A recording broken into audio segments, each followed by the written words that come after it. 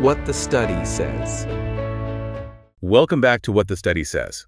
Sometimes there's research out there that's just so surprising. It forces you to completely rethink something you thought was, well, simple. I'm Dr. Kai. And I'm Dr. May. And today we're looking at one of those, specifically an Ig Nobel Prize winner. Ah, yes, the Ig Nobels.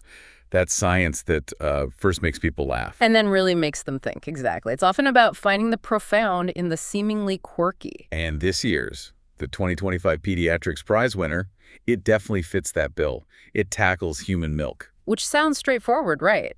But the study title tells a different story. Maternal diet alters the sensory qualities of human milk and nurslings' behavior. Okay, that title alone, it's got that aha moment built right in, doesn't it? It really does. It suggests that, what a mother eats isn't just about passing on nutrients. It's actually creating a unique flavor experience for the baby. An experience the baby reacts to. That's the key part, the nursling's behavior bit. Precisely. It implies the baby isn't just passively drinking. They're registering these sensory changes. The milk isn't just generic fuel. It's dynamic. So let's unpack that behavior part. What does it actually mean for an infant's behavior to be altered by the milk's sensory qualities? How do they measure that? Right. Well, to get into that, we should probably mention the researchers, Julie A. Manella and Gary K. Beauchamp. Yeah. They were working out of the Monell Chemical Senses Center. So their background is specifically in chemosensation, the science of taste and smell.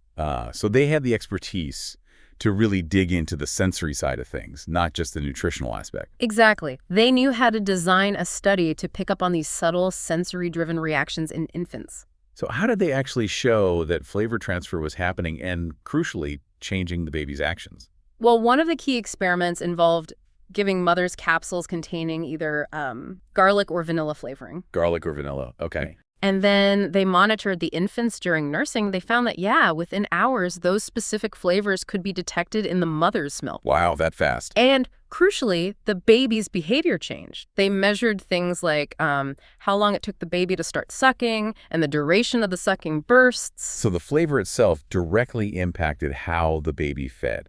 Not just whether they liked it, but the actual mechanics. That's what the data suggested, yes, which is fascinating. And what's also kind of amazing is that this work, this really foundational research, was published way back in Pediatrics in November 1991. 91, so this isn't brand new, but its significance is being recognized now with the Ig Nobel. Exactly, and its influence is clear. I mean, if you look at the metrics, it's been read thousands of times, over 2,200 reads, I think. And the citations? Almost 300 citations, 294 to be precise, which shows, it really laid groundwork in the field. It demonstrated breast milk isn't static. It's more like a flavor delivery system that changes based on diet. A kind of flavor curriculum, you could almost say. If the mother eats something with a strong flavor, the baby gets a little introduction to it. Which brings us to why this matters for you listening today.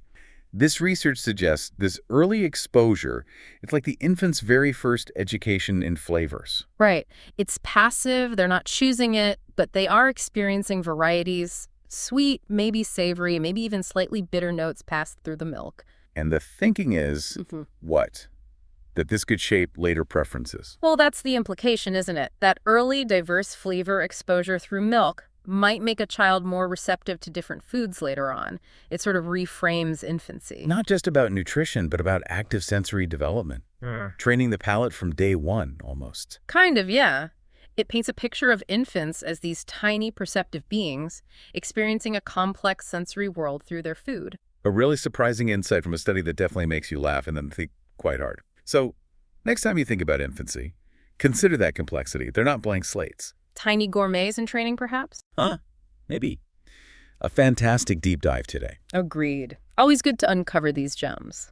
So, if you enjoyed cutting through the noise with us and getting straight to the core of surprising studies like this one, please do subscribe. And share this deep dive with others who appreciate quick, well-informed insights into science. We'll see you next time on What the Study Says.